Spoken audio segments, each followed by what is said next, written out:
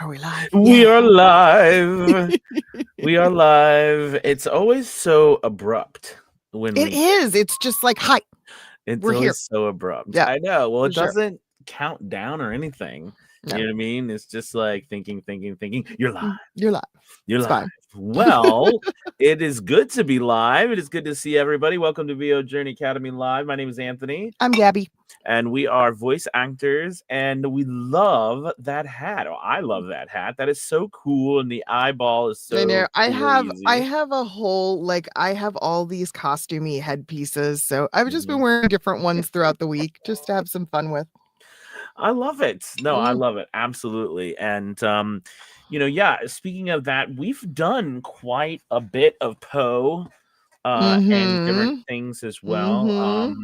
And I actually narrated The Raven for one of our, for our audiobooks or Yeah. thing. And really cool. And I published, and just on a side note today, we published 3 audiobooks today, which is wonderful. Wow. Yeah. Very cool.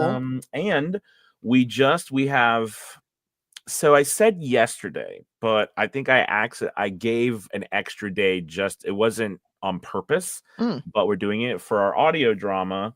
This first one, The Mask of Medusa. Yeah. I think we've had like 35 people Auditions? audition. Nice. Yeah, Okay. which is really cool. Very cool. And Yeah. yes. So that's really exciting. So I got to get in there and start casting.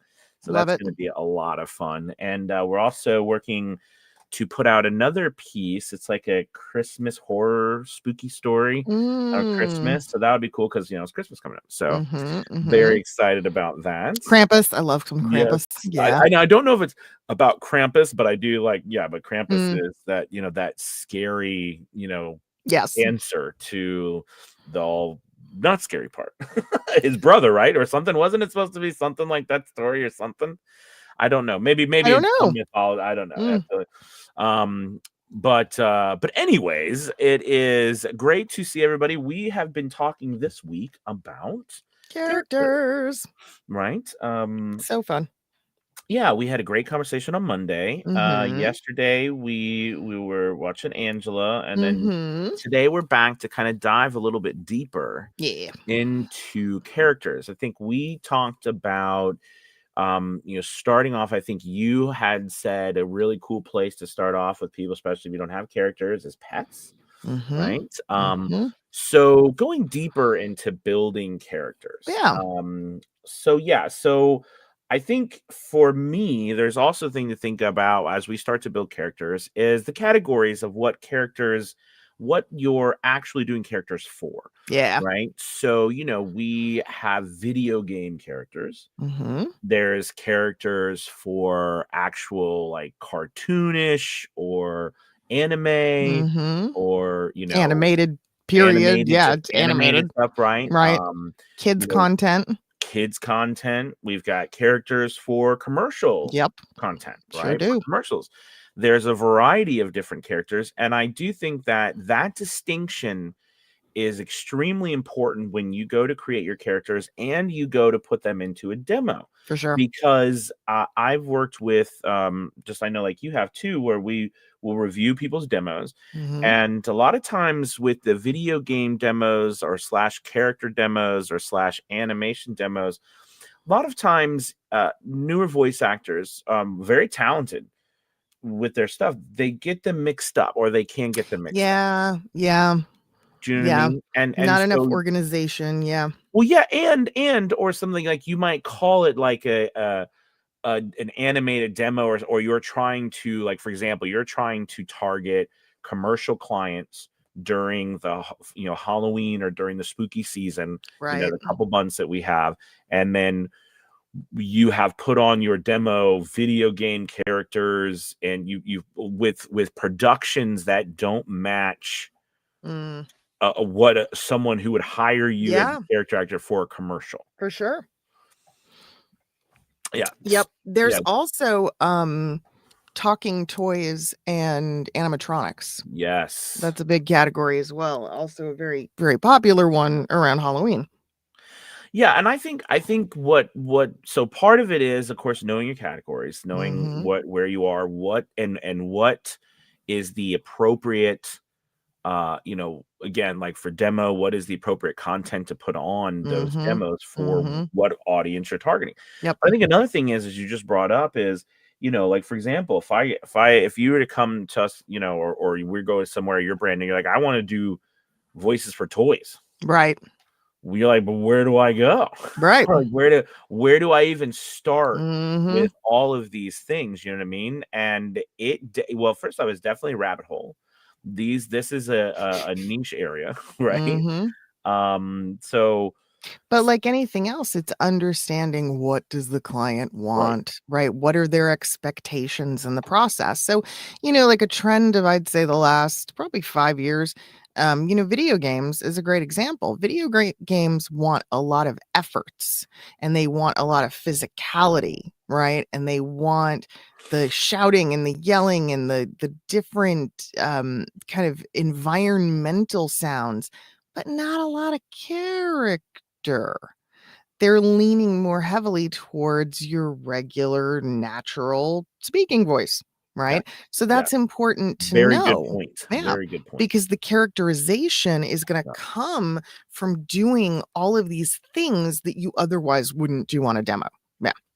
No, I love that. And also one thing I've done a lot of actually is children educational content Ooh. through through characters. So like Yep.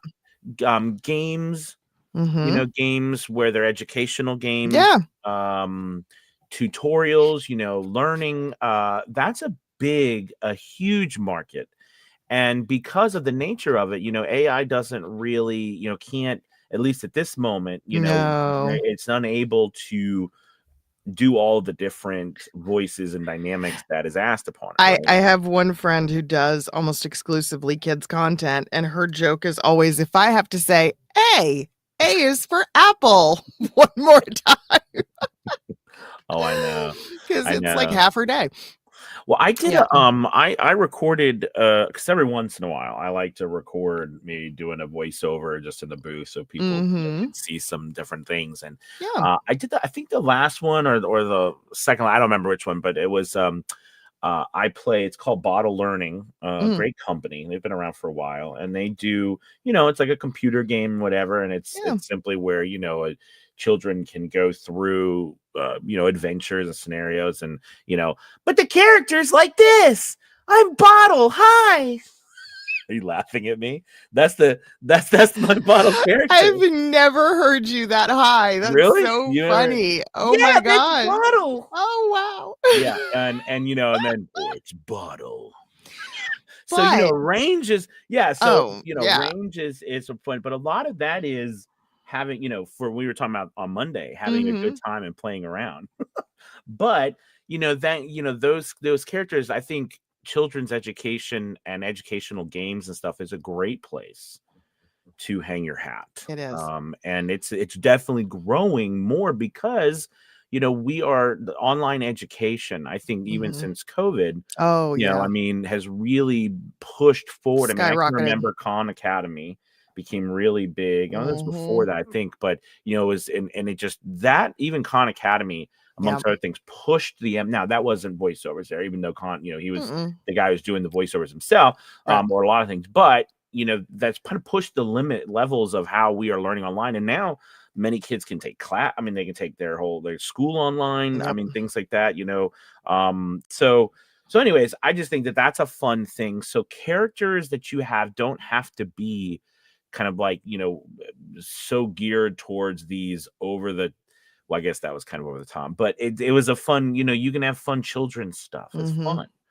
You know what I mean? I think for everybody, it's finding a way into the practice and the application of characters where you're not self-conscious, right? And you set aside fear and judgment. And the biggest judgment I think that we all go through is, oh, but it doesn't sound good. I don't think when you're going, "Hi, I'm Bottle," right? You're not like sitting there going, "This sounds great." No, No, you don't. No, you don't of even think course. about that. You don't. Yeah. And so character work is about letting those ideas go and not worrying so much about, does it sound good? Is it sonically perfect? Is it pleasing? Because none of that really matters. My Lord, spend 10 minutes watching the Disney Channel and you're going to go, these voices are the most grating thing I've ever heard. But kids love it. So it's a chance to be less than perfect on purpose. You know, Oh, there's, absolutely. yeah, and there's so much opportunity to explore when you let go of that concern and when you let yourself be free to just explore the vocal traits. Um, No, mm, absolutely. And so with that being said, right, we've kind of talked about these different areas and, different things from children's to video game. And I do mhm, find it interesting. So I think we could chat a little bit because this is now getting more into our wheelhouse about demos and characters, right? mhm. So when we go about doing that, why don't you, Gabby, what's the first couple things to think about, when I'm like, okay, I've made the decision, I Yeah. want to do characters, how do I move, what's the next couple of decisions to make? Well, I mean, again, it's once you've identified the area of character work that you're wanting to hone in on and focus on, then it's constructing a demo to support that. And really, the first voice out of the gate should be the thing that has the most mainstream marketability. Yes. Sometimes with character work, people get a little too obsessed with doing something weird or creepy or, just kind of out there. But the reality is that the thing that has the most mainstream appeal is where you're gonna, find the audience. I mean, think about like, this cute high-pitched, right, sorts of characters have been around forever, and there will always be a market for them, right? Think about the Downy, the Snuggle Bear, right? The Pillsbury Oh Doughboy. yeah. Um You're like, yeah, they're right, all right. right. So those are always gonna have that appeal because Oh kids yeah. love them. Hmm. Kids will never get enough of something that is cute and high pitched and enthusiastic. Yeah. And I think it's important to note that when you do these characters too, it's about having fun. And like when you Mhm. and you can tell and so in acting we call it, like making an acting decision and going all in, meaning like not holding back. And kind of like what Mhm. you were saying, and you do a specific character, you'll often find that you get louder when you're not holding back, right? You let it go and it almost feels freeing. Mhm. Whereas sometimes you feel your own voice can be not freeing because Yeah. you feel like you're holding back or you're not doing as much because you're worried about how you sound. Right. But I think when you go with some characters, I mean, just all kinds of the different characters I've done over my life, um, you know, they are you got to go all in with them. Yeah. Yeah. Now, I would say going off now the demo that we talked about, just like what you said. So we're talking about what is the most marketable piece that you have, and I would Mhm. also say too, what are you the best at? Yeah. Right? Like, what are you Yeah, really for good at? sure, because if you've got, like, a big, giant, bassy voice, right, the Mhm. Pillsbury Doughboy is not probably not gonna be in your comfortable, usable range, so you're gonna be going the opposite end and making, like, demon voices, and What are you that's talking fine. about? Yeah. Stop that. We got a couple of quick questions. What are you saying? All right. Chris Chris was asking, is this considered e-learning or toys and entertainment? I mean, honestly, Mm. Chris, it could be any of them. It could also be K through 12 education, Mhm. right? It could be again, the applications are somewhat endless sometimes. So Oh, it absolutely. Yeah. sometimes character actors will repeat a particular character on various demos for some of these various areas. Now, they might not repeat the exact same piece of copy, but they will definitely repeat the sound or do something that sounds similar. Yeah. Yeah, I'm not sure e-learning, as we look at it, Mm, e-learning and then entertainment and education, I'm not sure they necessarily would generally go to when I go together. When I think of e-learn, even though philosophically or whatever, you could think of it's all right. We're all learning electronically, right? I mean, like Right. it makes sense. I think e-learning, the term tends to gear more towards adult learners for Right. sure. Yeah. Exactly. But you are, I mean, but the reality is, right, it's all e-learning. I mean, if there's Mhm. e-learning on, it's e-learning. Mhm. Question is, would they say it like that? Right. Right. But yeah, yeah, no, good question. Mhm. Let's see. What do we have? Well, he had a follow-up question and he said, "I'm asking which do you Oh, market to?" okay. It could be both, but again, if it's character voices, if it's kids' voices, it's probably gonna lean more the toys entertainment. Yeah. Yeah, that's so like for, what I've done. And here's another thing too, because it's just, even though he did it, my son got hired because, at the time when he was much younger, he had Mm. a higher pitch voice, Oh, yeah. and but he definitely had that kid voice, and he got hired to do animation work as kids, short shows. And I've done many of them myself too. And with him, where there's entire shows that are created for YouTube and stuff like that, some are just for entertainment, some are Mhm. entertainment education, then some go as far as gamification and education Right. for kids. So you target. So I think so. Let's kind of go one step further and say, okay, so I want to do that. Who is actually the people who hire us for these Yeah. jobs? Okay. Okay, so if you think about it, I'm an education company, all right, and I'm trying to put out games, apps. Remember, don't forget. Mhm. I mean, that's a general thing. Apps and things. I've done a lot of work for apps, and Oh, honestly, the geez, yeah. craziest voices I've done are for apps.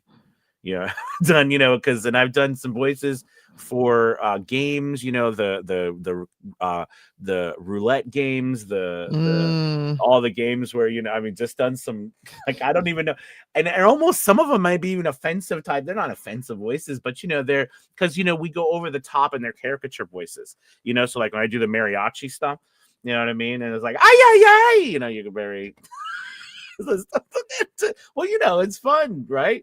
And then, Oh, all that kind of thing. yeah. Well, there's Um, always, there's also, you think about how we get many, paid to do this, you guys. yeah, how many games are just like, "Yes, good job, Hmm. right on, Yeah. you did it," that sort of stuff. It's like, "Oh, Hmm. geez."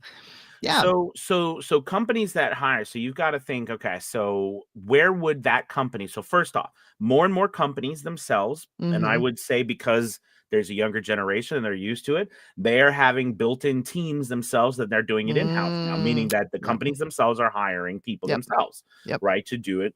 So going to the companies is one way. Not all companies are going to have that, of Nope. course, but more and more of them are doing that themselves. Yes. So finding the specific companies who are creating that content is one way, right? Mhm. Another way I'd say is, okay, so now these companies who don't do that, they're going to then need to go to a company for help, right? And let's be honest, where do those companies typically go for help? All right, video production companies, Mhm. right? Production companies in general. There's also animation companies. And you go down, one thing I recommend people do if you're interested is start to do research on not voiceover, but animation, like companies that create Mhm. these animations and the cartoons and the characters themselves and things.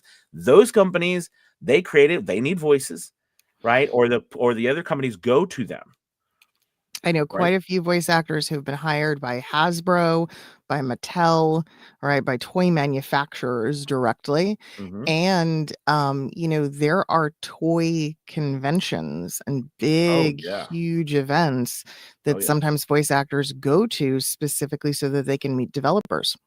Yeah. And I think it's very important for us to note too, piggybacking off what you just said, Gabby, is that you talk to a lot of people who do the characters or these, and they will tell you how they got it was because of someone they knew, Mhm. right? And the Mhm. relationships they've had with other Yep. voice actors or other producers or people in the industry where they heard something, who heard something from someone else, and then Right. your name pops up. Yep. I think talking about going to these conventions or meeting more people, so much of the work does come from knowing people. Absolutely. Right. Yeah. And you say, hey, there's an audition. You'd be perfect for this. Yeah. Right. I mean, I think that's a Networking. very right. Networking Hmm. is an extremely, you're big about networking.